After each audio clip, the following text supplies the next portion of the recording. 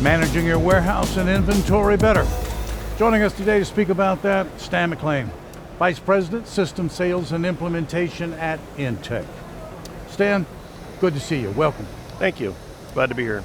Stan, for anybody who's not entirely familiar with the company, walk us through it for just a moment or two. What's the space that Intek operates in? Intek is a warehouse management, warehouse control, warehouse execution system company. We're a Sencorp white brand. So we're part of a larger software group that includes Minerva Associates and have specialties in both distribution, warehousing, and also manufacturing warehousing. Okay, so let's turn to distribution, which obviously is extraordinarily important today, especially given e-commerce sales and that sort of thing. Walk us through what you are seeing in that arena today. What do you say? Most everything's about labor. So everybody's pinched on labor. The labor supply is short, but labor costs are going up. And a lot of this has been influenced by really an increase that we're seeing from companies in omni-channel distribution. Amazon's kind of changed the world, so the demands of manufacturers and distributors has evolved and changed. SKU proliferation still is SKU and product code proliferation still an issue ongoing, but really the demands of omni-channel associated with the labor supply or lack thereof or cost of it is really impacting companies from what we're seeing. Well, I don't know that the warehouse or the fulfillment center was ever a particularly simple place in which to work in, but it's extraordinarily complex and sophisticated today. So how is it that manufacturers, distributors, retailers are dealing with that from a solution standpoint today? Walk us through that. It's really about more automation and solution providers, particularly software solution providers, providing the direct integration and control necessary to both either make their existing automation more efficient and or add automation that they need to reduce labor and improve operational efficiencies. Mm-hmm. Well, then let's talk more specifically about, let's drill down into the kind of software, the kind of distribution software, et cetera, that we are seeing being implemented in these facilities. What do you say? Well, it's common for us to go in with our solution and replace multiple systems with one package. So we're seeing a lot more emphasis on a single package solution that does what warehouse management, WMS, warehouse control, WCS, warehouse execution does. Those all overlap to some degree. WES is the more recent term, the acronym being floated about, and it's come about really to address shortcomings in legacy or ERP bolt-on WMS solutions, because the WMS space is broad. You can have a lightweight kind of a generic software as a service package all the way up to a 7-figure tier 1 ERP or tier 1 WMS provider, but there's a lot of dead space in there when it comes to automation control, and that's really what we're seeing even more of is the desire and the necessity, given the labor pool and cost of labor, to automate, and when automating, to make that more efficient with a single package solution. Well, you caused me to jump ahead and address that question. I'm curious about how one chooses the software products, for the WMS, the WCS, the WES that you just mentioned. Are we talking about SaaS? Are we talking about hosted? Are we talking about on-premise? I mean, how does one deal with that?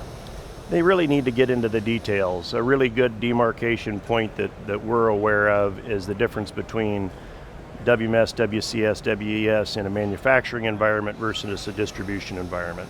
And then under each of those levels, you've got subcategories of industry specifics.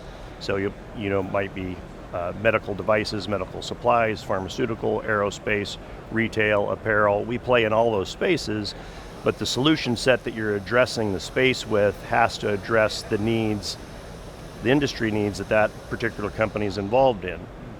And what we're seeing is, the days of kind of the generic WMS that somebody implements and the vendor says, here you go, good luck, are kind of long gone. And we're seeing companies engage with us more, as we always have, on more of a partnering approach of providing a long-term solution provider with one package for all their needs, both current and future, as opposed to every time they evolve or grow or the business scales, they need another software solution. We do that in one, and that's what we're seeing demand for. So.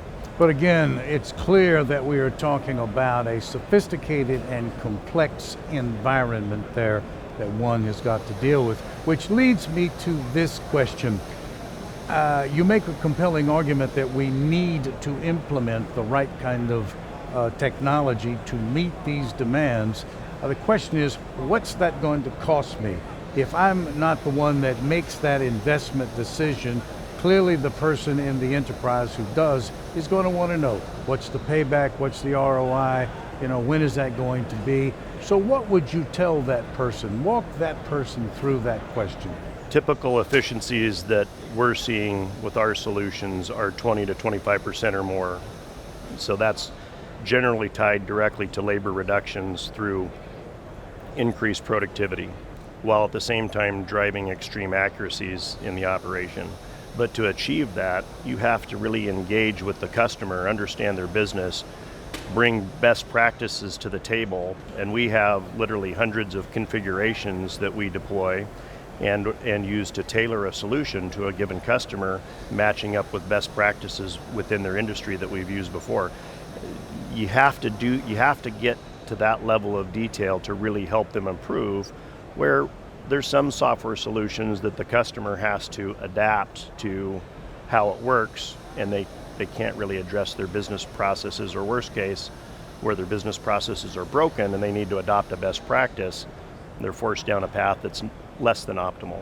Mm-hmm. Mm-hmm. So there are situations where rather than the customer adapting to the technology is going to adapt to the special and specific needs of that customer. Is that right? It's really a marrying of both things, the requirements and best practices, to adopt best practice processes that gain you the kind of efficiencies I just talked about. A normal gain for us is a 2 to 3 year ROI, sometimes faster, but if you have a 2 to 3 year ROI, most any company, that's great drill very down. Straightforward. A great look into that situation.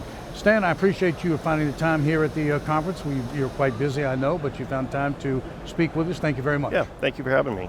That's Stan McLean, Intek, speaking with us today about managing your warehouse, lowering your inventory, boosting productivity, saving money. Thanks for watching.